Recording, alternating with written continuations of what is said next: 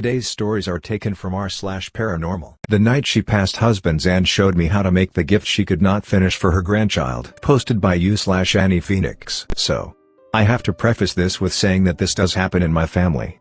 My great-grandma had some visions, and since then the women seem to be prone to these. I have more stories, if you are ever interested.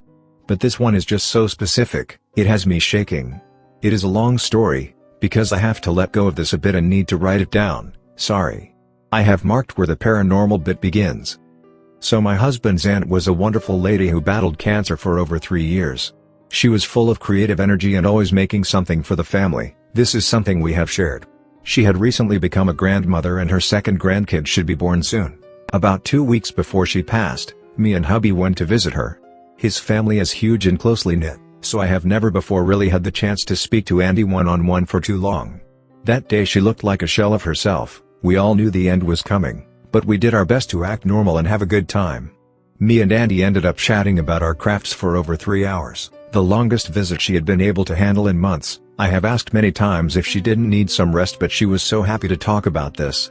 I have just then realized how similar we were. I am so sorry I have not truly seen it sooner. Well, Auntie told me then about many of her favorite projects, and I even made photos of some of her patterns, knitting and crochet.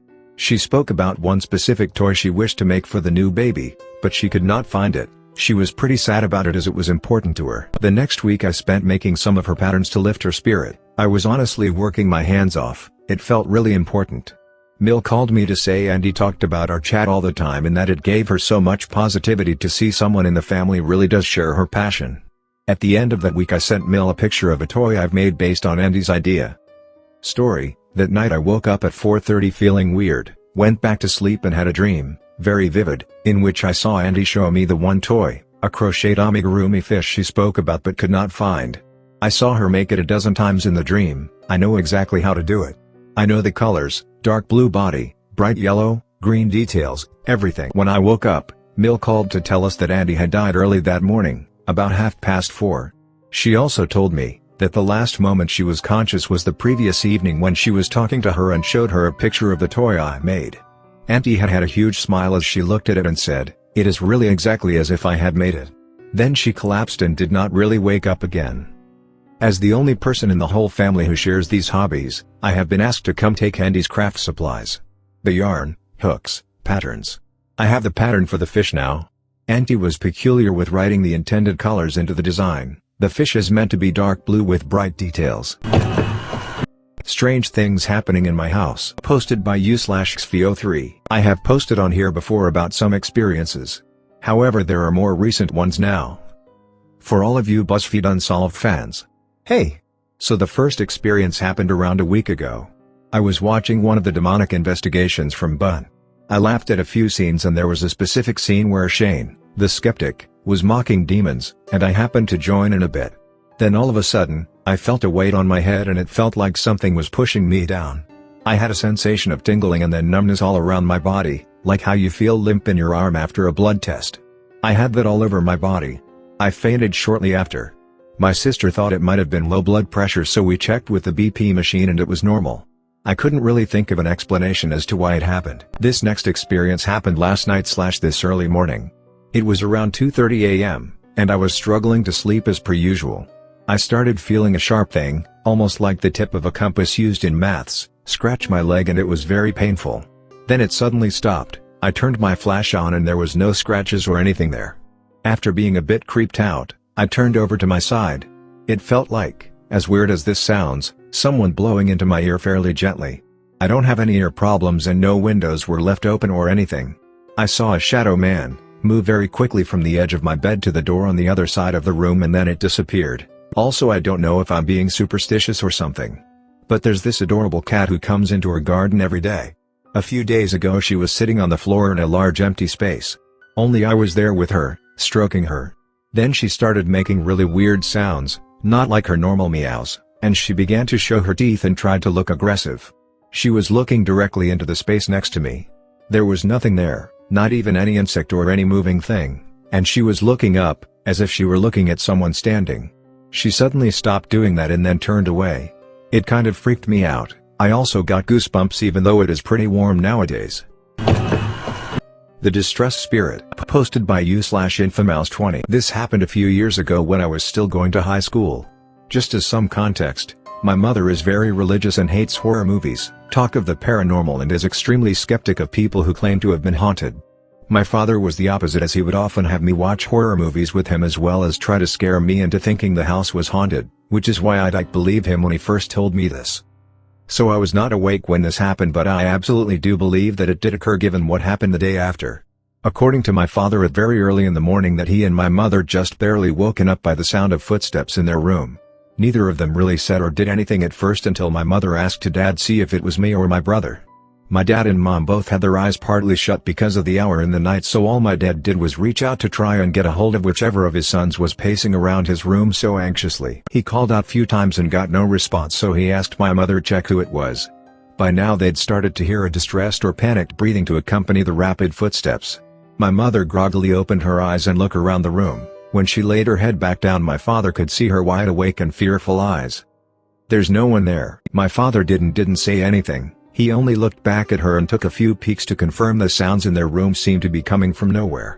The two of them huddled close together for a few minutes and then heard the closed bedroom door rattle violently.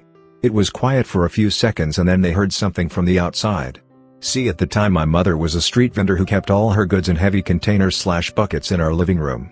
The noise coming from outside their room seemed to be the sound of the very same containers being jostled and shaken around. This went on for a few minutes before the heavy wooden door that actually lead outside the house shook as violently as their bedroom door. When my dad told me about this, I shook my head at him, trying to scare his high school-age son.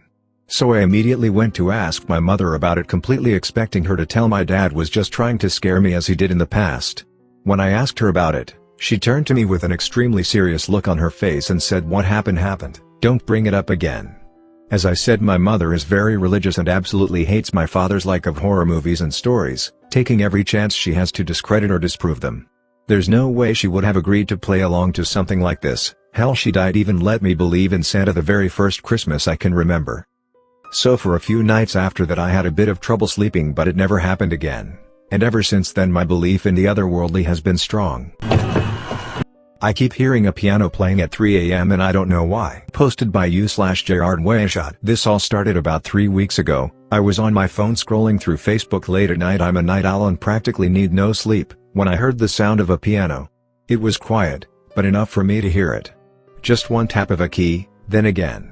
The same low note. This went on for a while before I decided to count the time in between, and it was exactly 8 seconds each time.